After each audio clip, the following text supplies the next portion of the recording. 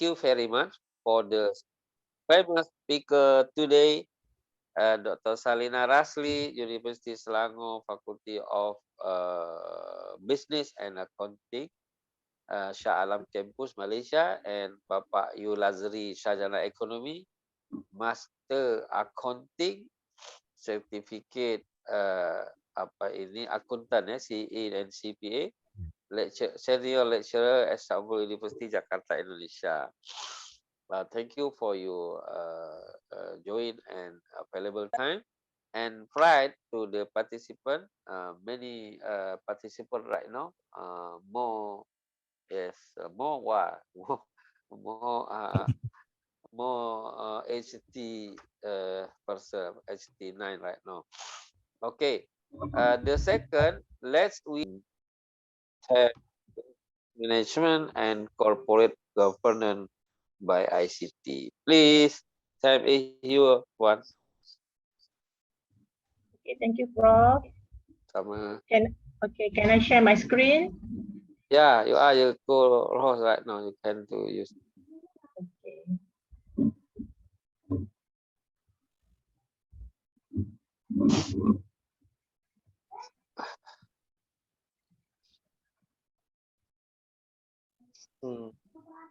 Okay, very clear. Very clear with the red. Okay, Prof, can you see my Yeah, very clear with the red. Is it okay? Is it okay? Yeah, risk management and corporate governance. Okay, very clear. Okay, sorry, Prof. Actually, I need to stop my camera because I'm having because my internet is unstable. No problem. Okay, I just hide my camera. Okay, no thank you, problem. Prof. Okay. Yep. Okay, Bismillahirrahmanirrahim. Assalamualaikum warahmatullahi wabarakatuh and good afternoon to everyone. Okay. Afternoon. Okay. I'm Dr. Salina Rasli, okay, from University Selangor, Malaysia. Okay, and I have been given the responsibility, okay, in order to share some knowledge, okay, that related with this risk management and corporate governance, okay. And then for your information itself, actually, this topic itself actually is very broad, okay. And then I zoom in, okay, from my study experience, because my study in PhD actually I'm doing in corporate governance characteristic, risk taking, credit risk taking, and financial performance in Islamic bank in Malaysia. Okay, and then for this evening or maybe for this afternoon session itself, I just focus on the risk disclosure part of the reporting. Supposed to be all the listed company, okay, they need to have these kinds of reporting, okay, in their annual report, okay. And then what are the role, or maybe who are the players, okay, for this risk management, okay. Okay, next is okay. So this one, first of all, okay, I'll just move on. We have these kinds of questionable or maybe some inquiries, okay, about this corporate governance, okay. And in the first part itself, actually, the student or maybe the participant should know, okay, what are the meaning of the corporate governance, okay. And then normally this corporate governance itself actually it has a very broad definition, okay. And normally this corporate governance itself actually it touch about what are the method, okay, and then what kind of the structure and the processes of the company, okay, in which the business and affair, okay, in order to achieve the performance, okay, of the company, okay. And then after this we will look, okay, because I give two example, okay, the structure of the corporate governance, okay, once in the conventional firm, okay, and then the second one is in the Islamic firm, okay. And because of the corporate governance itself, actually they may have their board of directors, okay, and then this board of directors itself actually they already been given the authority, okay, to to create this board committee, because when we relate with the business, and then the business itself actually they have their own business risk itself actually. The risk itself actually the company itself actually they need to have a specific committee, okay, in order to manage, okay, with the risk especially, okay. And then we noticed that previously, okay, majority of the company, or maybe the regulator, okay, like Malaysia, like the security measures, okay, and then like the MCCG, okay, maybe like the Bursa Malaysia itself, actually they already come up with this framework, okay. And then the framework itself actually they make it compulsory, where the company itself should have these kinds of the committees like nomination, okay, remuneration committee, audit committee, okay, and the risk management committee, okay. And then the third one, because of the financial crisis in 2007 and 2008, previously, normally all the company all over the world, okay, they realized that this management committee is become a vital role, okay, in the company, okay, because it may help, okay, the corporate governance, okay, in order to monitor, okay, or maybe in order to measure the performance of the company, okay. And then there is a question on how to determine, okay, or maybe on how to identify what are is it this good corporate governance itself actually can effectively manage the risk of the company, okay. Because when we look on this example, okay, because I take this one conventional, okay, governance structure of Honda Global Corporation, okay. So actually they only have the structure itself, actually the combination of the board of directors, okay, nominating, compensation, and audit committee. And then why I highlighted here, normally the company should have this risk management committee, because different company itself actually, or maybe the different business or firm actually, they may have a different environment, okay, different system, different regulation, actually they need to comply or follow, okay. And when we compare, okay, with this Islamic, okay, financial institution of their governance itself, actually they may have this multiple governance, okay. And then by looking at this framework that has been issued by the Bank Negara Malaysia, or maybe by the Malaysia Central Bank, okay, in 2010, okay, and then they come up with this Sharia governance framework, okay. We notice that from this framework itself, actually they are divided into two, okay. The first part is the board, okay, on the top, okay, and then each of the committee itself actually they need to report, okay, to the board, okay, and especially by the Sharia committee, okay, and then by the management, because the management itself actually they have their own members, or maybe their teams, okay, in order to assist the governance system, okay, of the company. So this one especially for the Islamic banking, or maybe for any Islamic financial institution that comply, okay, with the Sharia principle, okay. And we notice that here, when we refer to this framework or diagram itself, actually they have two committee, okay. The first part, they have this board risk management committee, okay, and the second one is the Sharia risk management control, or maybe they come up, maybe the other name they call it as risk Sharia risk management committee, okay. Because of the Islamic bank itself, actually they need to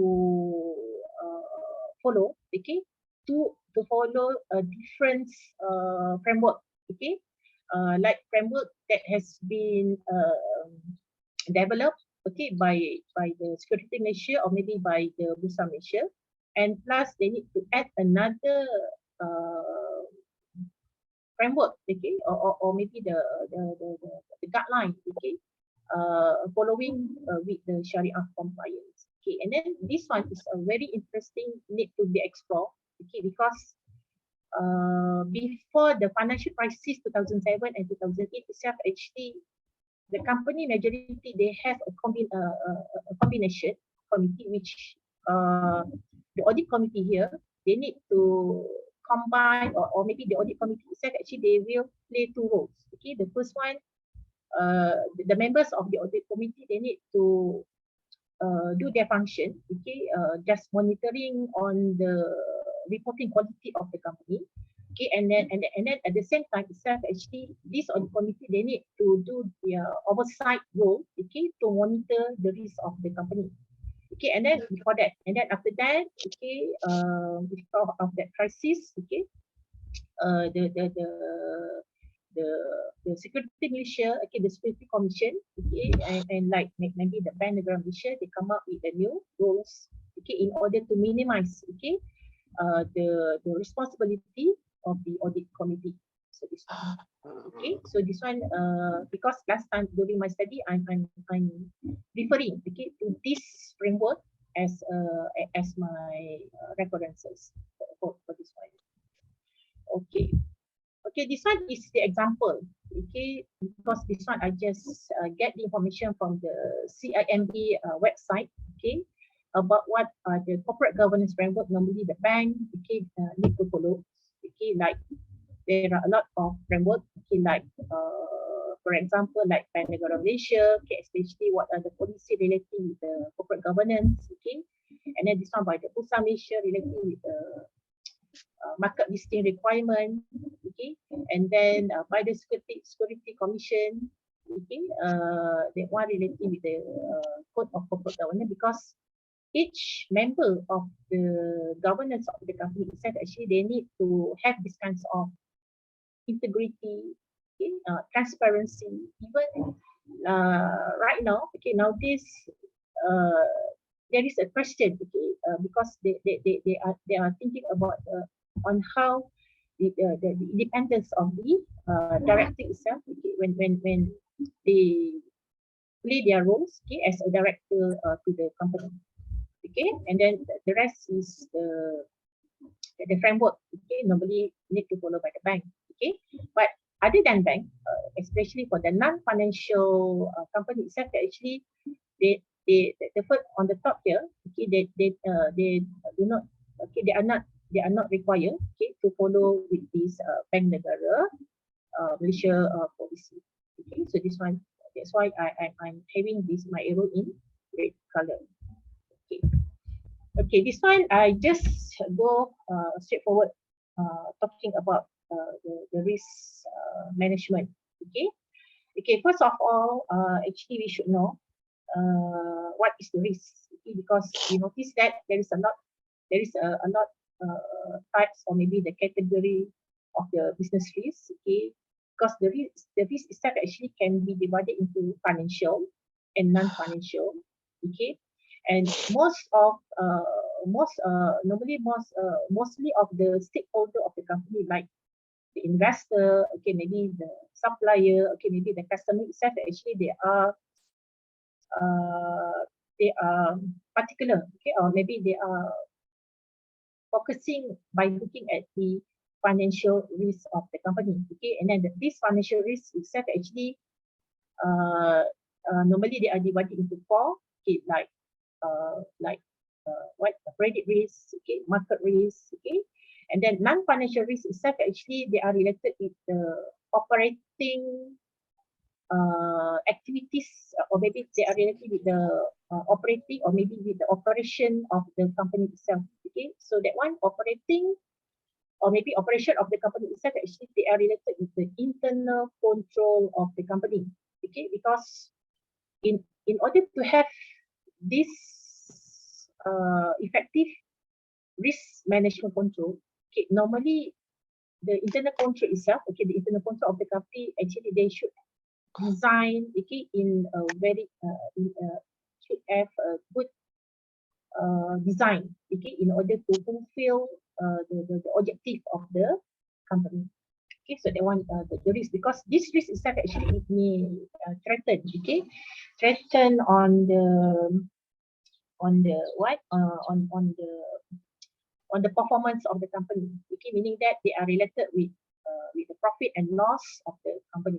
Okay, so that one they are related with the performance of the company. Okay, and then what is the risk level to identify? Because the level of the risk, okay, normally it depends. Okay, sometimes the company may use these kinds of metric risk metric diagram. Okay, by looking at the activities that has been performed by the company. Okay, and then the level itself actually it can be from low, moderate, or high. Okay, or maybe the identification of the risk level itself actually they starting from the insignificant into significant. Risk need to be taken. Okay, need to be taken. Okay, by the governance of the company. Okay, and then normally what need to do with the risk. Okay, so normally the risk itself actually sometimes it can give some benefit to the company. Okay, and then maybe some of the risk itself actually can threat. Okay, especially on the performance of the company. Okay, because that's why when this risk management committee, okay, or maybe the members itself actually they need to do this kinds of risk analysis itself actually, that which risk itself actually will benefit, okay, to the company. Okay, and then those risks who give some benefit to the company itself actually they may retain. Okay, or maybe they share, okay, among the company, because the risk itself actually it may give the benefit maybe in the short term and maybe in the long term. Okay, so that one. And who are responsible to manage with the risk itself? Just now I already mentioned. Okay, by looking at the structure, the governance structure, maybe like in Honda, okay, in maybe in the Islamic Bank itself actually, the risk itself is under responsibility of the risk management committee. Okay. And then how far the risk may affect the business itself, actually it depends.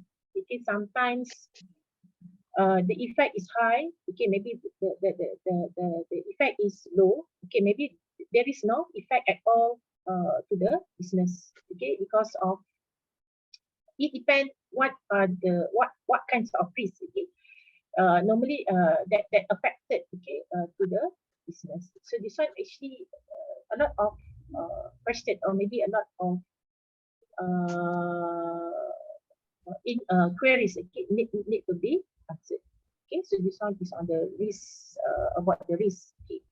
And then risk management, actually risk management itself actually they are related with by definition itself actually they are related with the what on how the management manage, okay, mitigate, okay, with the risk. Okay, because under the risk management itself actually it may involve a lot of process. Okay, so the process itself actually they may involve these kinds of by identifying on the risk. Okay, and then after that the risk itself need to be assessed and measured. Okay, and then the third one, normally this management committee itself, or maybe the risk officer, okay, need to select, okay, what are the best technique, okay, when the committee itself wants to select the risk. Okay, and then the fourth one, okay, after that they should know, okay, what are the risk that need to be implemented, okay, to the business. Okay, and by what notifying, okay, the best technique that is suitable with the company. Okay, and then the last process itself actually normally the committee itself actually they will do monitoring, okay, on about the risk. So that one. So this one I just take a very example on the risk management process. Okay, so this one according to this diagram actually we have 4 steps.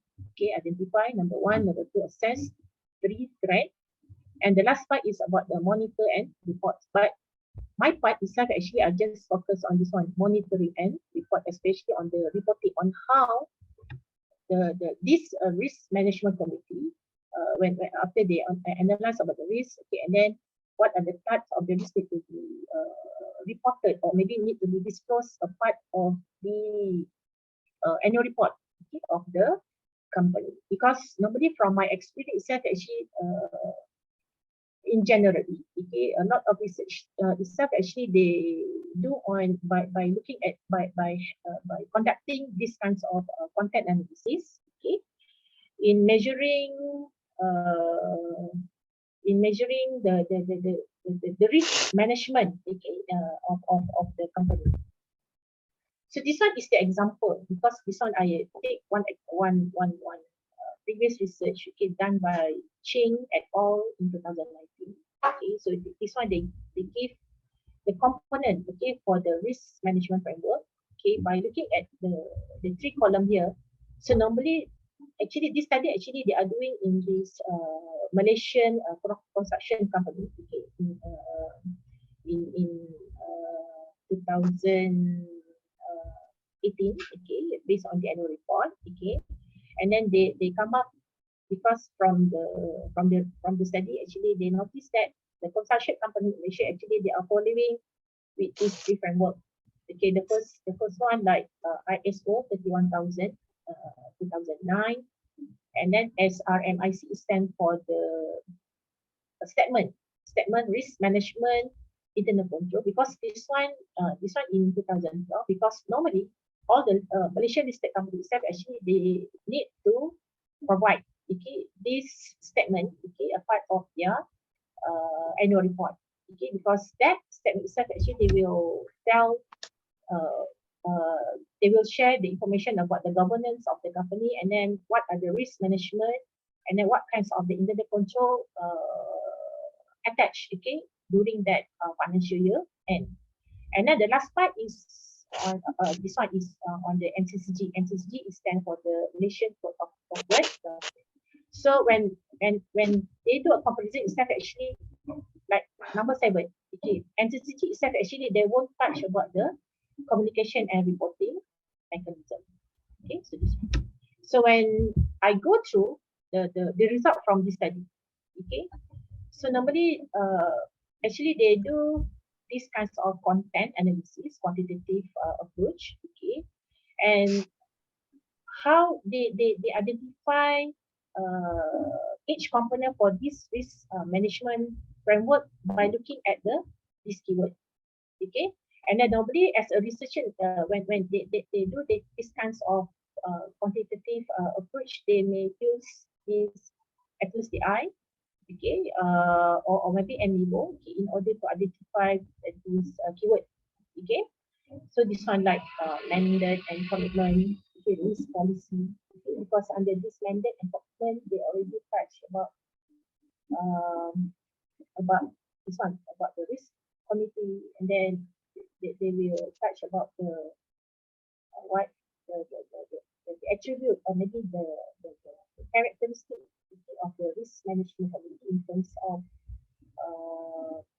in terms of by looking at the diligence, okay, maybe by looking at the competencies, okay, of the members of the risk management committee. Okay, and then after that they touch about internal control and response. So this one is the overall, the general idea, okay, for this component number 1. Okay, and then after that they touch about the risk policy, okay, risk appetite, okay, accountability, risk management process, okay, and then what are the appropriate resources, okay, this one. And then the last one is communication and reporting and mechanism. Okay, from the result obtained from this research, okay, this one, starting from year 2011, okay, 14, 15, 16, and 2017, actually, in terms of risk management framework, the percentage, okay, because of the governance of the governance from this construction company, they're aware about this the importance disclosing, okay, about this about the risk to the stakeholder. So the percentage is going up. Okay.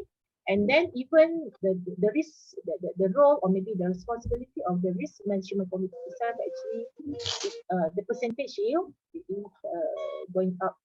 Okay, when we compare in 2011, okay, they just start with 43%, but in 2017, the percentage goes to 64%. Okay.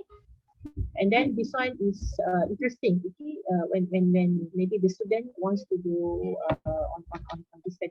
Okay, and then this one I just show okay, what are the best characteristics okay, of the risk management committee. Because normally the risk management committee actually they should have what are the numbers of the people okay, need to be served in that committee. Okay, and then even the like MCCG itself, they already mentioned okay the portion okay of the independent and non-independent director okay in this committee. Okay, and even in a year, how many times normally the members of the committee need to attend for the meeting. Okay, and then other than that, they will do okay on what kinds of diligence in terms of by looking at the human capital. Okay, and then the tenure meaning that by looking how many years, okay, how many years normally the committee okay can sit okay in the committee. Okay, because previously the minimum tenure for this committee is less is within 7 years.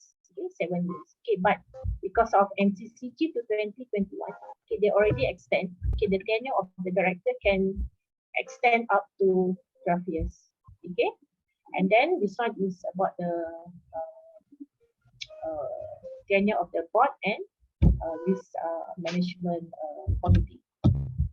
Okay, this one is the finding okay on the risk management committee research. Okay, so from this one, okay, so this one I just take the finding from Ben site 2021. Okay, so they come up because the research about this RMC itself actually they have a mix of results. Okay, like the first one when they want to measure okay, the study in 2018 by looking at the existence of the RMC okay, with the financial strength rating of the company actually it may have a positive relationship. Okay, same goes to this study in 2009. Okay, by having a standalone RMC.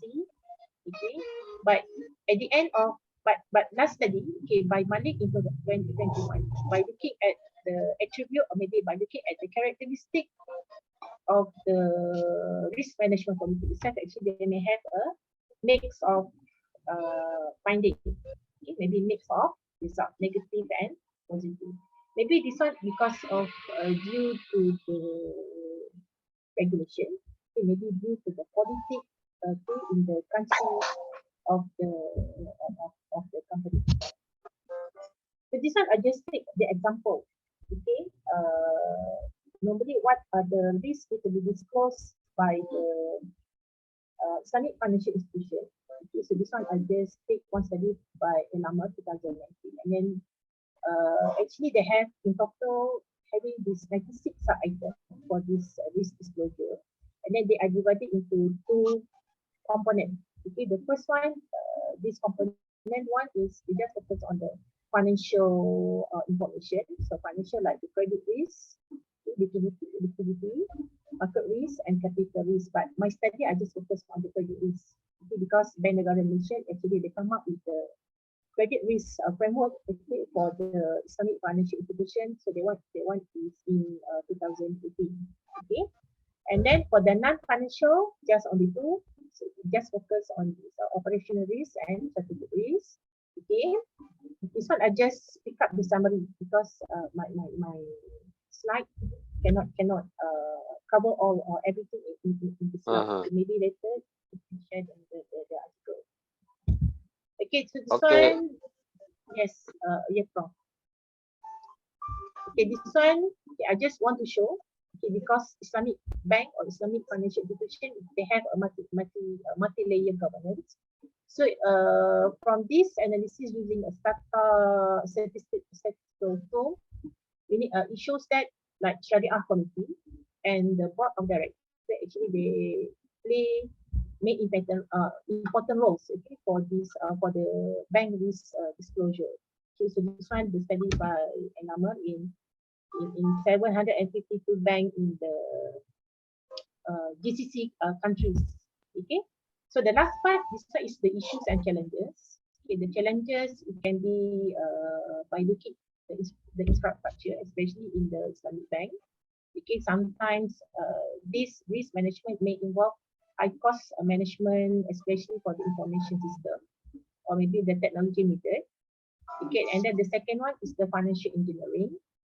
Okay, so this one, because sometimes the Islamic bank, they always come up with a new product. Okay, and then the new product itself actually must comply with the Sharia requirement. Okay, and then the third issues related with the product offering. Okay, so make sure the product offering itself actually may offer a different risk return or far, and then sometimes it cannot meet with the security and liquidity demand. And the last one, the Sharia audit, because sometimes the Sharia auditor, they are lack of competence, okay, especially because not all the Sharia auditor, they have these kinds of accounting understanding of accounting background. So this one, the last one is the future research related to this risk management committee. So they are divided into four, okay, related with the financial performance, related with the financial reporting quality, fraudulent financial reporting, and corporate sustainability. Okay, that's all for thank you so much. Okay. Thank you. Ini bukan perkara senang ni. Wow, materinya padat. Sebab dia terlalu besar kau. Saya zoom kepada sekolah yang saya nampak lah. Ya, ni studentnya kena serius ni. Okey, supaya kita lebih relax sikit selepas seriously with the Dr. Salina sharing, kita kena dengar satu video song by video, lagu lama, mungkin masih ada yang ingat, terutama yang baby boomer lah, tapi kalau yang millennial, becek Pak ya. Okey Pak, skrinnya sangat jelas. Ya, baik. Jadi terima kasih Pak Reza dan Bu Dr. Salina. Ya, saya minta izin untuk presentasi ya. Sebelumnya saya ucapkan bismillahirrahmanirrahim. Assalamualaikum warahmatullahi wabarakatuh. Ya, untuk semuanya. Nah, ini kebetulan presentasi saya ini tidak seperti Bu Salina ya.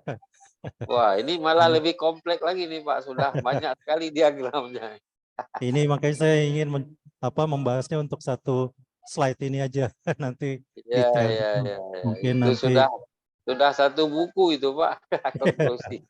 Jadi ini saya ingin presentasi ini ingin mengkaitkan, kadang-kadang kita mempelajari ilmu kan sepotong-sepotong gitu ya. Jadi ini saya mencoba mengkaitkan dari beberapa ilmu ini bagaimana aplikasinya dalam praktek gitu ya. Ini kita akan kaitan dalam audit ya. Ini jadi audit itu nanti harus mengetahui ini kedudukannya di mana materi ini begitu ya. Ini mungkin saya akan mulai presentasikan. Nah, ini kebetulan mahasiswa yang hadir ada semester 3, ada semester 5 dan semester 7 gitu ya. Coba minta hadir supaya nanti untuk tambahan pengetahuan. Nah, ini juga ada dari jurusan manajemen, ada yang jurusan akuntansi. Nah, ini dua-duanya nanti akan terkait begitu ya. Yang manajemen akan belajar manajemen, yang accounting akan belajar pengetahuan auditnya seperti apa nanti gitu. Nah, ini ada juga yang sedang menyusun skripsi, mau menyusun skripsi. Tadi bahan dari Bu Salina itu bagus tuh ya, terkait dengan risk manajemen dikaitkan dengan penelitian gitu ya. Nanti diharapkan ini akan bisa sebagai satu referensi untuk mahasiswa saya untuk salah satu menyusun skripsinya gitu. Iya, Gitu. iya. Mungkin saya minta izin untuk langsung menerangkan Pak Ya, Reza. silakan Pak. Baik. Jadi untuk rekan-rekan mahasiswa seluruhnya dan para peserta forum ini, mungkin saya menjelaskannya tidak seperti forum ya. Ini forum seminar untuk pembahasan jurnal gitu ya. Ini No kita problem Pak. membahas Ini bahannya boleh aja. ini kita membahas seperti di kelas saja Boleh. gitu Iya ya. benar. Ini pengetahuan kita ini saya akan runtut dari pengetahuan risk management ya, dikaitkan di mana fungsi risk management itu dalam perusahaan itu nanti akan dikelola ya. Nah, terus nanti apa kaitannya dengan prinsip GCG ya tuh. Nah, ini Iya. nanti dari prinsip GCG ini ya, ini apa kepentingannya untuk stakeholder ini ya. Jadi semua ini nanti akan terkait dengan para stakeholder. Nah, ini bagaimana nanti dikaitkan dengan proses audit begitu ya. Nih. Jadi ini akan kita bahas tentang apa itu risiko, apa itu risk management, terus nanti siapa yang bertanggung jawab untuk mengelola risiko dalam perusahaan ya. Nah, ini saya sebut TCWG ya, those charged with governance, penanggung jawab tata kelola. Inilah mereka nanti yang akan bertanggung jawab. Ini bagaimana tanggung jawab mereka ini di mana? Nah, ini nanti kita kaitkan dengan yang namanya internal control ya. Nah, di internal control ini komponennya salah satunya adalah bagaimana ini melakukan risk assessment. Jadi bagaimana resiko-resiko yang ada di perusahaan ini harus dikelola. Jadi bagaimana nanti kaitannya dengan kontrolnya. Nah, ini nanti contoh-contoh ya risk management ya yang mungkin di industri ya. Ini saya akan terangkan sedikit kaitannya dengan yang ada di industri. Nah, ini bagaimana nanti kaitannya dengan GCG ya. Nah, ini nanti output dari internal control ini waktu mau ya melaksanakan risk management, dia ini akan ya guidance-nya, buku pedomannya adanya di prinsip GCG ini ya. Nah, nanti GCG ini ada bentuknya buku panduan ya. Jadi ini nih, bagaimana nanti risiko manajemen itu harus dikelola ya ini. Nah, ini kaitannya nanti juga dengan bagaimana proses audit ya. Pentingnya apa tuh risk management GCG. Nah, ini audit sendiri pun ya, kita ini sekarang mengaudit itu prosesnya adalah ya menilai dari pendekatan risiko ya tuh. Jadi melakukan risk assessment ya, terus respon terhadap risiko, baru nanti reporting. Tujuannya apa semua ini? Ini tujuannya adalah untuk kepentingan para stakeholder gitu ya. Jadi kalau perusahaan ini tidak dikelola dengan baik, pengelolaan risikonya tidak baik, ini nanti para stakeholder akan meninggalkan perusahaan-perusahaan ini, terutama perusahaan publik begitu ya. Ini mungkin gambaran sederhananya ceritanya ini ya. Nih, ya. Mungkin setelah ini saya akan dalami ya pembahasan ini mulai dari resiko ya. Nih. Jadi apa sih resiko ya? Nih kita mulai dari sini resiko. Jadi resiko itu segala sesuatu yang mengandung ketidakpastian ya. Nah, ini ketidakpastian bisa akibat masa lampau, masa sekarang yang harus kita antisipasi ke masa akan datang. Jadi mengandung ketidakpastian ya. Nah, ini resiko ini ada yang disebabkan karena faktor internal, ada juga faktor eksternal ya nih. Nah, ini resiko ya kaitannya dengan risk management ini kan ada risiko yang resikonya kecil ya, tidak besar. Ada yang resikonya besar gitu ya, high risk ini.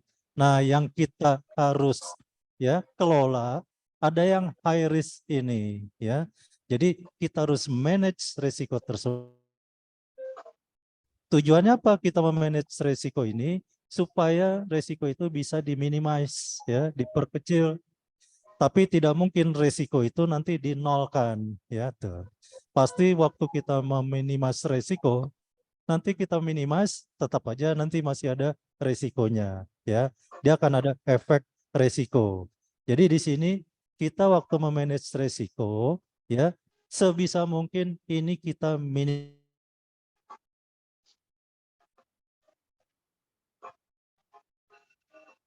ya nih. Nah, ini tujuannya apa? Kita meminimasi resiko karena kita bicara tentang nantinya perusahaan. Ini kaitannya kalau perusahaan ini tidak bisa meminimasi resiko-resiko yang besar tadi, ini akibatnya nanti going concern-nya akan terganggu, ya. Maka banyak perusahaan yang tidak bisa meminimasi resikonya, dia ujungnya bangkrut gitu, ya. Ini jadi yang perlu dijaga kalau company ini adalah nanti dia going concern-nya harus berkelanjutan. Tidak boleh akibat tidak bisa meminimasi risiko tadi, ini going concern-nya terganggu, ya. Nah, ini kalau going concern-nya terganggu, rugi-rugi terus. Kalau perusahaan publik ini, maka akan ditinggalkan oleh para stakeholder ini, ya. Salah satunya adalah shareholder, ya, ini. Jadi di sini, jadi kita meminimasi risiko adalah untuk, ya, kelanjutan entitas kita di mana kita perusahaan tersebut begitu, ya, ini. Contohnya bagi mahasiswa juga apa sih? Mahasiswa itu tujuan kuliah yang paling gampang kita ilustrasikan, ya. Tujuan mahasiswa itu kuliah untuk apa? Kan pasti ada resiko, ya. Resikonya apa? Paling parah tidak lulus, ya. Kedua, IPK-nya rendah, ya, 2,5 kurang gitu, ya. Nah, ini kan harus diantisipasi bagaimana cara meminimasi resiko tersebut. Nah, kemungkinan kan resiko ini kalau mahasiswa itu kemungkinan dari faktor internal. Faktor internalnya apa? Ya mungkin malas, ya. Mungkin moodnya sudah tidak ada, ya. Faktor eksternal apa? Kemungkinan uang kuliahnya naik mahal, jadi dia tidak bisa berkelanjutan. Mungkin juga masalah transportasi ke kampus, ya. Mungkin nanti ada hal-hal lain di luar dugaan yang mempengaruhi nanti mahasiswa tersebut. Nah, ini maka resiko-resiko ini kalau tidak diantisipasi, maka nanti going concern-nya mahasiswa itu jadi terganggu. Mungkin bisa DO atau sebagainya. Mungkin bisa nanti lulusnya terlambat, IPK-nya kecil. Nah, ini kalau untuk mahasiswa, ya, ilustrasinya. Jadi sekarang bagaimana untuk perusahaan, ya? Nah, ini untuk perusahaan ini tadi Bu Salina sudah membicarakan sebetulnya antara Board of Commissioner dan BOD dengan gambar diagram tadi. Kalau saya ini nanti menjelaskannya fungsinya saja, ya. Jadi tidak menjelaskan secara detail, ya.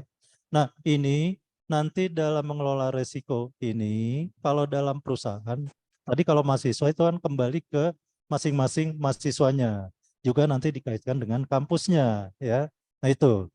Nah, ini sekarang kalau di perusahaan ini maka, ya, untuk mengelola resiko tersebut, ya, ini kita kenal kalau dalam terminologi audit ada yang namanya TCWG, ya. Ini TCWG ini adalah those charged with governance. Jadi pihak penanggung jawab tata kelola, ya. Jadi disinilah mereka yang bertanggung jawab untuk menjaga, ya, ini, ya, resiko-resiko ini kalau bisa diperkecil gitu, ya. Nah, inilah fungsinya tata kelola tadi. Kalau perusahaan itu tidak dikelola dengan baik, maka mungkin resiko-resiko ini akan, ya, berkelanjutan, akan mempengaruhi going concern perusahaan. Sehingga di sini untuk perusahaan yang publik, ya, TBK atau yang mempunyai akuntabilitas publik tinggi seperti perbankan, BUMN dan seterusnya, ini harus dibentuk yang namanya TCWG ini, ya. Nah, ini TCWG adalah terdiri dari Board of Commissioner, ya, dan Board of Director, ya. Inilah yang disebut manajemen. ini adalah bagian dari pemegang saham, ya. Jadi komisioner ini adalah bagian dari pemegang saham. Sementara yang mengelola, yang bertanggung jawab untuk sehari-hari adalah manajemen ini, board of director, ya. Jadi board of commissioner terdiri dari komisioner, ya, dan komite audit, ya. Nih, yang perlu diketahui masih banyak juga mahasiswa yang nggak paham kedudukan antara komite audit dengan internal audit. Nih. Jadi komite audit ini adanya di board of commissioner, di bagian pemegang saham, ya. Nah, sementara di BOD, board of director, ya, ini disebut manajemen. Manajemen kalau kita level-levelnya itu ada BO. top level, middle level, lower level. Nah, penanggung jawab utama BOD ini adalah di top level, ya. Nah, puncaknya BOD ini penanggung jawabnya seharusnya adalah yaitu CEO atau direktur utama, ya. Ini dia penanggung jawab pengelolaan ini, ya, semuanya ini, tata kelola ini atau mengelola risk management ini, ya. Nih. Jadi di sini nanti fungsi board of commissioner apa? Ini dia mengawasi manajemen gitu. Jadi ini saling, ya, interaksi. Inilah mereka yang akan bertanggung jawab terhadap pengelolaan risiko tadi, ya. Nih. Jadi nanti secara reguler, ya, ini BOD akan lapor kepada BOC, ya. Nih. Nah, nanti dari BOC ini mereka melakukan rapat yang fungsinya nanti akan mengawasi ini adalah komite audit yang akan menanyakan ke BOD, ya. Nanti bisa juga dia berinteraksi ke internal audit. Jadi komite audit ini nanti yang fungsinya akan, ya, banyak mengawasi, ya, manajemen dan perangkatnya, ya. Nih. Nah, BOD ini puncaknya adalah CEO tadi. Nggak mungkin CEO itu menjalankan fungsi sehari-hari untuk mengawasi tata kelola ini. Maka manajemen ini atau CEO ini akan mendistribusikan. Itulah pentingnya, ya, struktur organisasi. Jadi nanti didistribusikan ke direktur produksi atau operasional, direktur keuangan, dan direktur yang lain. Nah, fungsi untuk menjaga tata kelola tadi biasanya dibentuk tuh yang namanya Satuan Pengawas Internal atau SPI atau Internal Audit, ya. Fungsi inilah yang akan menjaga, ya, keseharian ini di dalam manajemen ini, ya. Ini dia yang akan mengawasi, ya. Nih. Nah, ini fungsi ini akan berkembang, ya. Nih, jadi semua ini perangkatnya yang disebut TCWG. Jadi semua ini bertanggung jawab terhadap jalannya, ya, pengelolaan risiko tadi gitu, ya. Nih. Nah, ini dari sini kalau dia efektif, ya, nih, kalau efektif maka resiko-resiko di sini akan bisa diperkecil, ya. Nah, ini juga nanti waktu menekan resiko ini, ya, apakah ini jalannya efisien dan efektif, ya, untuk mengelola resiko tersebut, ya. Nih. Nah, di dalam perusahaan kita kalau bicara akuntansi atau audit, maka kita kenal yang penting namanya internal control, ya. Nih. Jadi setiap entitas, ya, itu internal kontrolnya bagaimana, ya. Tuh. Jadi kalau perusahaan itu tidak dikelola dengan baik, maka bisa kita katakan internal kontrolnya lemah. Pasti nanti waktu mengelola resiko ini tidak efisien dan efektif, sehingga makanya, ya, itu banyak resiko-resiko yang tidak tertangani gitu, ya. Nah, ini kita bicara internal control, ya. Ini nanti tujuan internal control apa sih? Ya, ini kan komponen internal control. Jadi tujuan internal control satu, keandalan laporan keuangan, ya. Jadi informasi keuangan itu diandalkan, ya. Kenapa diandalkan? Supaya nanti bisa dipakai oleh para stakeholder ini, ya, ujungnya. Ya, ini. Yang kedua adalah, ya, entitas tersebut berjalan secara efisien dan efektif. Jadi kalau internal control ini dijalankan dengan baik, ya, sehingga kemungkinan terciptanya tuh ya nanti efisiensi dan efektivitas. Pasti di dalamnya nanti resiko-resiko ini ya yang muncul itu bisa ditekan begitu ya. Jadi di resiko yang ada di sini bisa diminimalisir ya ini. Jadi di internal control ini fungsinya di mana ya untuk mengelola resiko ini. Nah di sini ya. Jadi komponen internal control ada control environment ya, risk assessment, control activities ya, information and communication and monitoring activity ya. Nah, ini kalau semuanya dijalankan maka akan tercipta internal control yang baik, yang efektif dan efisien. Tadi tujuan terakhir dari ini internal control adalah comply, jadi kepatuhan. Jadi kalau perusahaan atau entitas yang internal kontrolnya bagus, dia akan comply terhadap peraturan-peraturan yang dibuat sendiri, ya, yang dibuat sendiri oleh perusahaan tersebut, maupun yang mempengaruhi yang dibuat oleh dari luar perusahaan atau entitas tersebut. Nah, kalau dia sudah comply, menjalankan semua aturan, kan kemungkinan resiko-resiko yang ada yang berhubungan dengan perusahaan itu bisa ditekan dong gitu ya, bisa diperkecil gitu ya. Nih. Jadi di sini risk assessment ya, control activity ya, inilah bagian yang akan melakukan yang namanya risk management ya. Nih. Tadi secara teori risk management sudah diterangkan oleh Dr. Salina ya. Saya nggak bahas lagi ya. Jadi ya, ini makanya ini kedudukannya kaitannya di dalam perusahaan itu bagaimana ya. Ini jadi apa sih risk management tadi sudah diterangkan. Nah, sekarang apa? Tadi ada contoh-contoh yang diterangkan oleh Bu Dr. Salina. Ini risk management kita jadi mengelola resiko-resiko yang ada di dalam perusahaan ya tuh. Kita anggap aja ini contohnya perusahaan industri. Kalau Bu Salina tadi bank syariah ya. Jadi perbankan yang kaitannya dengan syariah ya. Nah, kalau saya sekarang ini mengarah ke ya perusahaan industri biasa, manufaktur dan sejenisnya ya.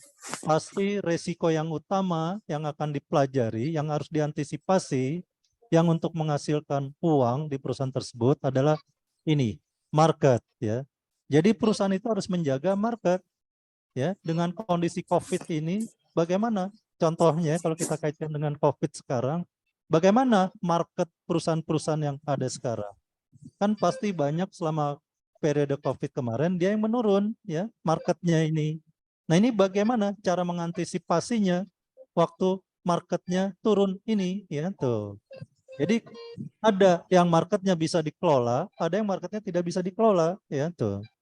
Jadi kalau market yang tidak bisa dikelola, ya banyak perusahaan kita lihat di perusahaan publik itu banyak yang kolaps gitu ya. Nih. Jadi ini karena dia tidak bisa mengelola marketnya gitu ya. Karena mungkin apa? Mungkin distribusi produknya itu terganggu kemarin ya. Jadi masalah delivery, masalah transportasi ya, masalah di sana ada lockdown, ada apa. Jadi marketnya jadi mengecil ya, tidak seperti yang biasanya. Nah, sehingga di sini ya ini market dia menjadi kecil.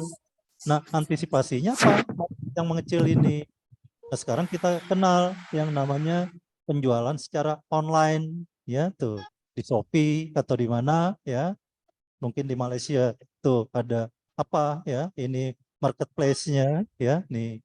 Nah, ini jadi sekarang antisipasinya mereka ya jualannya ini melalui marketplace ya. Nah, cuma nanti kalau sudah lintas negara ya, kalau kemarin waktu masih terjadinya COVID itu kan transportasi lintas udara laut itu kan agak terganggu ya, sehingga di sini yang menjadi kendala ya. Nah, ini makanya harus diantisipasi, resikonya harus diperkecil ya. Jadi supaya nanti going concern perusahaan itu tidak terganggu ya nih. Nah, berikutnya berkaitan dengan raw material ya. Kalau perusahaan industri itu yang manufaktur itu kan ketergantungan raw material Nah, ini raw material ini ya tidak selalu diperoleh dari dalam negeri ya. Nah, ini selalu raw material itu biasanya sebagian ada yang import, itu malah sebagian besarnya import, tidak ada di dalam negeri ya. Nah, ini waktu terjadinya COVID kemarin bagaimana ya? Di apa? Supply dari raw material ini bagaimana ya? Tersedia atau tidak? Terganggu atau tidak? Banyak perusahaan ini apalagi sekarang terjadinya perang Ukraina dengan Rusia, ini banyak negara-negara yang kehilangan suplai gandum dan seterusnya, apalagi energi ya. Nah, ini beresiko juga ya. Ini raw material ini jadi beresiko ya nih. Nah, ini harus diantisipasi ya. Maka inilah bagian dari satu dari risk management ya. Ini harus bagaimana mengantisipasinya ya ini. Nah, berikutnya sumber daya manusia, labor dan seterusnya ya ini. Nah, ini juga ketersediaan sumber daya ini ya. Nah, ini bagaimana dari satu daerah ke daerah yang lain ya. Nih, kenapa orang Indonesia banyak bekerja di Malaysia ya tuh. Karena sumber daya di Malaysia bagaimana ya? Ketersediaannya untuk yang non skill misalkan ya. Mungkin di Malaysia udah banyak yang skill, jadi yang non skill itu harus dari Indonesia misalkan ya. Nah, ini. Nah, kalau ini tidak tersedia bagaimana cara mengantisipasinya ya ini. Nah, ini masing-masing daerah kadang-kadang membutuhkan sumber daya yang skill gitu ya, mempunyai keterampilan, keahlian. Tapi kadang-kadang daerah itu tidak tersedia. Sementara perusahaan itu harus beroperasi ya. Ini ada juga karena banyak karyawan yang resign ya, pindah kerja. Nah, ini mereka kehilangan sumber daya ya ini. Sehingga mereka harus mencari lagi. Nah, ini harus diantisipasi. Nah, sekarang banyak juga zaman terjadinya COVID kemarin banyak sumber daya yang di PHK misalkan. Nah, itu kan sayang sumber daya yang skill itu di PHK. Nah, bagaimana cara mereka bisa diberdayakan kembali? Nah, ini ya. Nah, inilah salah satu sebagian dari risk management untuk sumber daya. Nah, ini finansial ya, ini banyak perusahaan ya kemarin ya saya selalu referensinya di COVID aja karena banyak perusahaan yang kolaps di sana. Jadi finansial ini bagaimana ya perolehan finansial pinjaman ya atau investor ya. Nah, saat itu tuh kan banyak perusahaan-perusahaan yang kolaps begitu ya. Nah, investornya mungkin bagaimana? Nah, ini perusahaan untuk bangkit kembali bagaimana dia harus menyediakan ya sumber finansial dalam bentuk kredit pinjaman ya tuh. Nah, ini bagaimana perusahaan ini harus mengantisipasi dalam kondisi kesulitan masalah finansial ya. Akibatnya tadi ya marketnya turun ya. Nah, raw materialnya susah, dia tetap harus berproduksi ya. Otomatis kan kalau market turun penghasilannya tidak ada ya, finansialnya berkurang. Sementara dia harus berproduksi ya. Belum ditambah lagi raw material itu terpengaruh dengan nanti yang namanya exchange rate ya. Itu nanti tambah berat begitu ya dalam masalah finansial nanti. Jadi harus dia membutuhkan uang yang banyak untuk tetap berproduksi ya ini. Nah, ini bagaimana dia harus mengelola sumber finansialnya ya. Ini teknologi ya, teknologi. Nah, sekarang ini perusahaan yang teknologinya masih usang biasanya akan tertinggal tuh ya, akan kadaluarsa. Produknya itu banyak ditinggal orang sehingga perusahaan itu ya sekarang ini banyak yang melakukan perbaikan atau pembaharuan teknologi ya. Nah, sekarang juga kalau ini perusahaan-perusahaan ini kan juga sudah melakukan yang namanya integrated system ya tuh. Jadi mereka kantor pusatnya di mana, pabriknya di mana supaya mereka bisa pantau ya. Nah, ini pasti mereka membutuhkan teknologi yang baru gitu ya, nggak mungkin pakai teknologi yang usang ya. Nah, ini jadi di sini teknologi juga harus diantisipasi. Kalau perusahaan tidak mengantisipasi teknologi ini, dia akan produk itu akan ketinggalan zaman nantinya ya. Dia pasti nanti kan kalau perusahaan manufaktur itu pasti selalu akan memperbaiki teknologi produksinya, ya akan selalu beberapa tahun sekali, itu pasti nanti ada sebagian yang diperbaiki, ya gitu. Nah ini berikutnya exchange rate, ya karena kita melakukan pertukaran tadi, jualan atau market tadi, sales tadi, kaitannya dengan import tadi. Nah pasti nanti ada pertukaran nilai mata uang, ya. Nah ini resiko mata uang biasanya kalau kita dalam rangka, ya, import. Kalau mata uang kita melemah, import kita dalam pembayaran dalam mata uang asing, jadi tambah banyak kita menggunakan uang mata domestiknya, sehingga di sini exchange rate ini akan berpengaruh, ya. Jadi kelemahan exchange rate ini, ya kelemahan mata uang satu negara ini akan berpengaruh. Nah ini kan harus diantisipasi, ya, harus di manage gitu, ya. Bagaimana cara mengelola penurunan atau pelemahan mata uang tadi, gitu, ya. Nih, inilah contoh-contoh, ya, yang berkaitan dengan industri. Mungkin tadi, ya, kalau di perusahaan perbankan, mungkin kan resikonya resiko kredit, resiko, ya, bagaimana menyalurkan kredit, bagaimana kredit itu bisa, ya, kolektibilitasnya tinggi, ya, tuh. Mungkin zaman COVID tadi itu kolektibilitasnya jadi merendah gitu, ya. Nah ini, nah itu juga harus diantisipasi, ya. Inilah bagaimana memanage resiko ini, ya di sini, ya, seberapa kuat, ya, internal kontrol perusahaan itu dalam mengelola resiko tadi, begitu, ya. Ini. Nah ini biasanya di sini, ya, ini mereka harus kuat dalam mengelola resiko ini. Nah ini kaitannya dengan GCG, ya. Nah ini GCG ini berupa, kalau menurut saya ini output dari internal control yang diformulasikan dalam bentuk kebijakan-kebijakan, gitu, ya. Nih, jadi prinsip-prinsip GCG kalau kita pelajari satu-satu di sini, ya, GCG ini adalah bahwa dia, ya, nggak jauh beda dengan apa yang dirumuskan prinsip-prinsipnya yang ada di ini, ya, internal control. Nah ini kalau internal control belum ada formulasinya dalam bentuk kebijakan, ya, tertulis menjadi satu. Nah ini makanya diformulasikan menurut saya adalah di GCG ini. Jadi perusahaan ini, ya, ini menerapkan internal control ini terformulasi dalam bentuk yang namanya GCG. Jadi GCG itu prinsip dasarnya ada 5, ya, yang perlu diketahui. Transparansi, accountability, responsibility, ya, di sini independency, dan sini fairness, ya, nih. Nah, ini internal control ini juga harus memenuhi syarat ini, transparan, akuntabel, akuntabel, ya. Nah, ini responsible, ya. Nah, ini independency. Nah, di sini harus ada independen juga, ya, fairness di sini.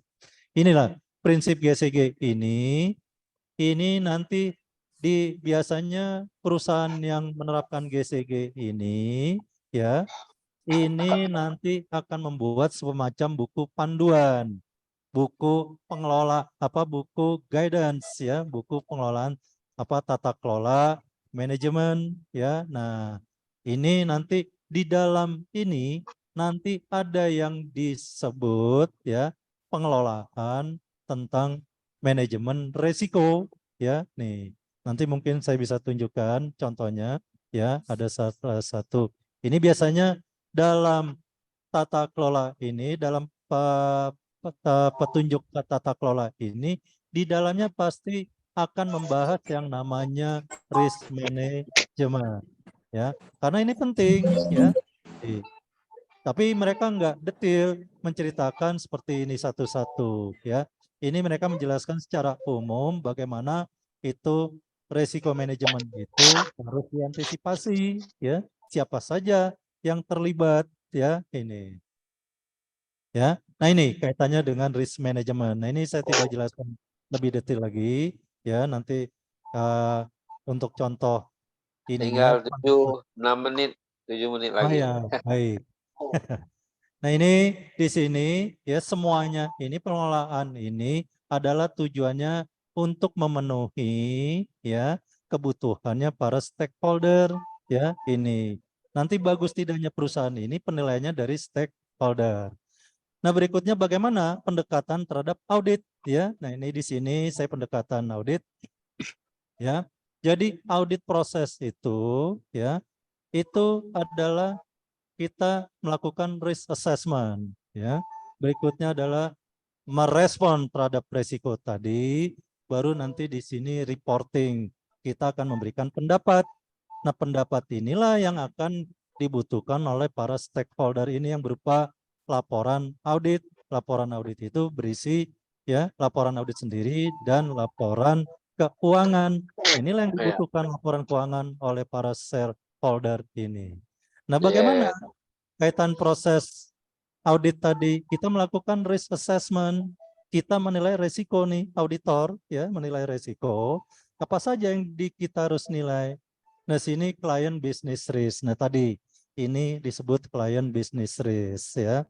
Internal control risk ya. Nah, di sini internal control risk ya. Nah, berikutnya adalah fraud risk. Nah, ini kalau tidak dikelola dengan baik semua, maka ini prinsip GCG ini percuma karena di sini nanti banyak yang melakukan fraud, korupsi, manipulasi dan sebagainya ya. Nih. Jadi ini nanti hanya semboyan saja, slogan saja, tapi ternyata di sini dia menerapkan GCG, tapi ya korupsinya tetap jalan, ya manipulasi tetap jalan. Nah ini, jadi auditor ini harus menilai ini. Nah dia akan berkomunikasi dengan yang namanya TCWG tadi, penanggung jawab tata kelola. Nah setelah komunikasi ini, nanti bagaimana mereka merespon terhadap resiko-resiko dalam audit ini. Kalau resikonya besar, maka mungkin reportingnya tidak ya unqualified lagi, mungkin bisa jadi ya adverse atau disclaimer nanti ya nih reportingnya. Disinilah pentingnya, maka auditor ini harus menilai resiko ya. Semuanya ini adalah tujuannya untuk memenuhi ya kebutuhan yang ada ya di stakeholder ini ya, shareholder, government, kreditor, ya vendor, supplier, mungkin juga ada yang namanya apa? Ini customer, ya, ini employee, ya penting juga, dan ini publik begitu ya. Nah, inilah pembahasan singkat saya ya. Ini cukup slide ini saja. Wow. Detailnya nanti Satu ya lembar. nanti kalau butuh ini nanti ada Luar biasa, Pak. slide-nya gitu ya. Terima kasih, Baik, Pak Reza. sama-sama. Sangat sistematis, hierarkis, dan apa namanya itu terkoneksi semua itu, Pak. Oke, boleh Ya. di-shoot down, Pak? Oke, baik, saya sedang. Ditutup layarnya. Kita pergi ke question answer. Beberapa pertanyaan sudah masuk di email saya. Jadi saya akan memilih dua-dua saja untuk masing-masing speaker mengingat masa yang limited. Okay, I will read the question for the first speaker first. Dr. Salina, are you copy me ya? Yes, Prof. Okay. The first question from Nila. Thank you for best sharing, Dr. Salina. I get the new experience today. Okay. Ini dari Nila ya. Based of my knowledge, there is 7 corporate governance characteristics. The first, discipline, transparency, independent, accountability, responsibility, fairness, social responsibility. By my experience, many corporate not easy to implementation regard fairness and social responsibility because the important thing for them get high profit. What your opinion about it, and what can government must be action? Example regard environmental impact and embargo of product to get high price while supply limited. Ini macam Macam hilang telur dan ayam dekat Malaysia kot. Okay. Okay, number 2. The second question from Winta. In Indonesia, there is committee control for business competitors. Fair play lah. Many company must be pay to consumers, maksudnya kena saman ini, because not fairness business. What the Malaysian experience regard it? Itu the question untuk Puan Salina. Untuk Pak Yul, ada 2 juga saya ambil. Pertama dari Yudi. Pak Yul boleh dengar ya? Pak Yul, ayo copy me ya. Ya, silakan, Okay. silakan. Sebagaimana difahami, begitu banyak resiko dalam bisnis management. Bagaimana kita dapat mengidentifikasi resiko bisnis yang begitu banyak secara komprehensif? Ya, nyatanya pelaku bisnis besar pun tak luput dari kekeliruan dalam memperkirakan resiko. Contohnya banyak mal-mal yang sepi saat ini, ribuan kios tutup. Mohon pandangan Pak Yul. Okey. Nombor 1 dari Yudi ya. Ini dari Rizky sekarang. Tentang audit. Saya sering mendengar bahwa akuntan publik dalam memberikan pendapat atas laporan keuangan hanya melihat dari sudut kewajaran dari laporan keuangan. Itu tidak bertanggung jawab atas kebenaran laporan keuangan yang diaudit. Bagaimana hal tersebut bisa demikian ya Pak? Bukankah laporan keuangan saja bisa direkayasa? Apakah terkait rekayasa ini tidak dapat ditemukan oleh auditor? Atau hanya melihat analisis rasio-rasio saja? Okey, itu 2 masing-masing. 2 question for every speaker. Kena jawab dalam 4 minit sahaja, masanya sudah injury time. Silakan Puan, the first. Okey, saya cuba Prof. Okey, berbalik kepada soalan 1 oleh tadi. You nak buka kamera lagi atau tak? Terserah. Boleh. Okay, saya cuba Prof. Okey. Okey, soalan tu agak panjang. Okey, and then isu yang berbalik kepada soalan tu berkenaan dengan peranan kerajaan. Yang pertama dia kata fairness and social responsibility, macam tak semua corporate itu terlalu ambil kira kerana dia the first thing is the high profit get. Macam mana tu?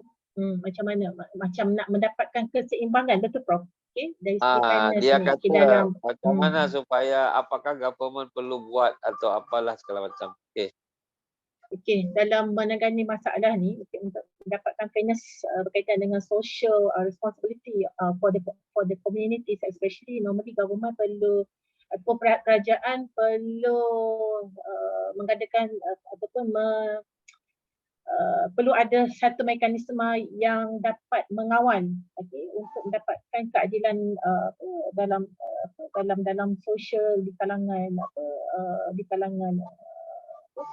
masyarakat, especially di Malaysia lah. Ya, betul. Di kalangan perniagaan ataupun perusahaan. Biasanya perusahaan ni ada pelbagai kategori lah. Ada yang besar, ada yang kecil untuk perusahaan ni. So termasuk dia mengadakan embargo produk tadi dia kata, sehingga menjadi high price kan. Macam di Malaysia kan ada sekarang kesulitan kemarin itu telur ayam kan. Betul. Ya. Telur ayam dan minyak lah, itu adalah 2 barang yang keperluan yang memang orang kata menjadi perhatian buat masa ni. Itu di Malaysia. Okay, bagaimana kerajaan menangani ini ada kartel ke, ada semacam embargo of supply kepada pasaran atau macam mana kan? Biasanya dilihat kepada supplier tu. Jadi sorry Puan, saya bagi tahu dekat Indonesia pernah dulu Presiden membentuk satu tim khas yang ada dalamnya polis, army, ada dari NGO macam-macam untuk melihat apa perkara ini boleh berlaku. Rupanya ada embargo of supply masa itu Chili dan minyak sebab kena atur harga yang baru. Ini kemudian kena tangkap itu mereka yang menimbun produk dengan itu. Macam mana dekat Malaysia itu? Malaysia pun sama Prof. Maksudnya ada sindiket lah. Okay, ada sekumpulan yang menjalankan sindiket ni. Orang kata dalam dia cuba menyorok keperluan barangan ni, terutama telur dan minyak. Okay. So once bila keperluan tu orang kata permintaan tinggi, okay, and then dia mengenakan pada harga yang tinggi lah. Okay. And then kerajaan, tapi bila didapatilah masa yang timbul ni, biasanya kebanyakan minyak tu kebanyakan tu mungkin ada yang dijual ke luar negara, sebab dia dapat harga yang lebih tinggi berbanding kalau dijual di Malaysia lah. Itu maksudnya biasanya pihak like macam Kementerian Perdagangan dalam negeri, okay, perlu menanganilah masalah tersebut. Mungkin mengenai pasti. Jadi itu kerja Bapa Ahmad Sabu itu ya sekarang ya. Ya betul, ya bro. Ya betul. Itu di bawah Kementerian Perdagangan lah. Betul. Tapi masih lagi lah, okay, sebab dengan kepimpinan Perdana Menteri yang ke-10, Datuk Anwar Ibrahim, masalah tersebut sedikit demi sedikit perlu diselesaikan lah. Yang saya nampak lah Prof. Okay. Kalau soalan kedua tu berkenaan dengan ini dekat Indonesia ada komite government untuk control competitor fairness of business women and industry. Apakah dekat Malaysia berlaku perkara yang sama? Kompetitor maksudnya saingan antara perusahaan. Jadi macam ini. Misalnya ya, ini kes-kes yang pernah berlaku ya. Misalnya dulu masa platform kirim message ke pesan tu, dia mengatur harga. Jadi kita ada 3, 4, 5 bisnismen atau industri, dia tak buat kompetitor tapi dia bersepakat untuk mengatur harga supaya dia mendapat untungan banyak, kan? Ada yang juga dia itu not fair competition lah, sehingga dia pergi report kepada komite ini, buat siasat, ternyata dia membuat perkara yang tak betul sehingga dia boleh masuk dalam siasat polis jad. Apakah komite macam itu dekat Malaysia ada, dia tanya? Pengetahuan saya kalau di Malaysia dari segi saingan di antara kompetitor market ni tak ada lah Prof. Jadi di Indonesia itu disebut komite pengawas persaingan usaha yang sihat. Maksudnya ada satu badan yang dalam mengawasi badan rasmi yang dibuat dengan undang-undang untuk memastikan konsumer mendapatkan fairness competition. Harga, maksudnya harga barangan yang dijual lah. Tapi biasanya kalau setiap company ni biasa dia akan ada this kinds of board oversight monitoring. We monitor on this price of the product of the company. Biasa dia akan ada lah. Daripada situ dia akan memantau, okay? Bagaimana jualan macam contoh tadilah telur, okay, ataupun minyak, okay, ataupun barangan lain, okay. Maksudnya dia akan ada setiap hari pemantauan tu akan dibuatlah, okay, untuk mengelakkan sebarang saingan di antara perusahaan-perusahaan yang ada di Malaysia lah. Biasa itu di bawah kerajaan negeri lah biasa Prof. Kalau dari segi pihak kerajaan atau kerajaan pusat, just orang kata provide this kinds of macam budget lah untuk mewujudkan komiti untuk pemantauan terhadap harga-harga barangan yang dijual lah di kalangan. Yes, jadi dulu di sini misalnya airline business, dia kadang-kadang bersepakat untuk membuat price tertentu sehingga tak ada terjadi free competition. Jadi itu akan mendapatkan siasat sebab itu dia kartel. Jadi itu salah satulah. Ya. Itu kerja dari komite itu. Okey, di Malaysia mungkin tak ada dibuat khas atau mungkin ada tapi dalam bentuk yang berbeza kot. Yang saya tahu tak ada lah Prof, tapi mungkin ada ya. ada Nanti tapi mungkin tidak diwawarkan lah. Ya kalau Puan mau tahu nanti you pergi kepada Google internet, you klik KPPU. KPPU Republik Indonesia, Komite Pengawas Persaingan Usaha Indonesia. Tapi kalau Malaysia dia ada satu website, di mana pengguna-pengguna boleh membuat aduan lah, itu di bawah KPDDNK, itu di bawah Kementerian Perdagangan tadi. Mungkin like it lah itu. Ya betul. Saya teringat sebab di kawasan saya ada satu kedai ni jual telur pada harga yang tinggi, and then all the public, orang yang membeli telur tu komplain melalui Facebook, and then kebetulan one of the officer ni daripada Kementerian Perdagangan Dalam Negeri dapat report, and then dia buat investigation lah, and then suddenly kedai tu ditutup, and then mungkin kena denda lah, denda berapa banyak tak pasti. Kena sama. Yes, kena sama. Dia betul Prof, ada. Okey. Di bawah tu lah. Baik. Dia dapat aduan lah.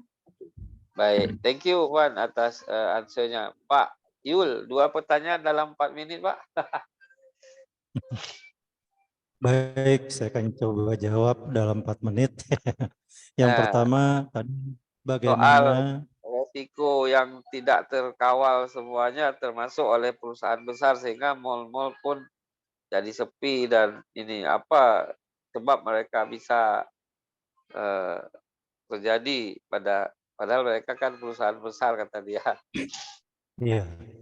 Jadi ini makanya tadi perkembangan teknologi sedemikian rupa ya, yang mungkin dulu dipertimbangkan oleh para pebisnis itu bahwa teknologi itu akan sedemikian rupa akan menghancurkan mal-mal tadi gitu ya.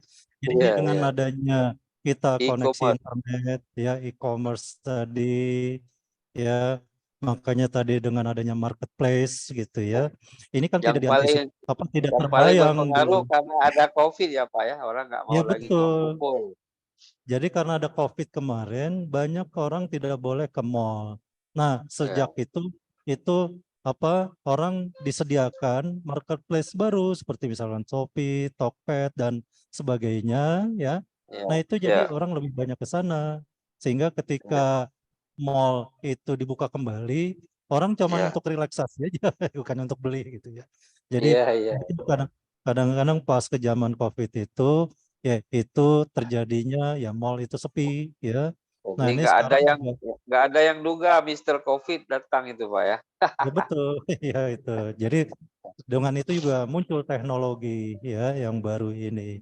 Nah, itulah menyebabkan itu saya di Jakarta itu kan sering yang namanya daerah Glodok, Mangga 2 sana atau Pinang Sia itu kan sumber elektronik gitu ya. Nah, itu toko sudah pada tutup begitu. Terus banyak mall juga sudah tutup karena mereka sekarang bisa jualan di rumah gitu kan, buka kantor tapi jadi tidak perlu bayar sewa terjadi mahal. disruption karena adanya teknologi sehingga memudahkan orang belanja secara online ya Pak ya. Ya betul, kita aja belanja kan nggak perlu capek-capek kan datang, jadi kita cukup di rumah pakai HP, barang sudah sampai gitu kan. Nah, itu pilihannya jadi banyak gitu ya. Oke.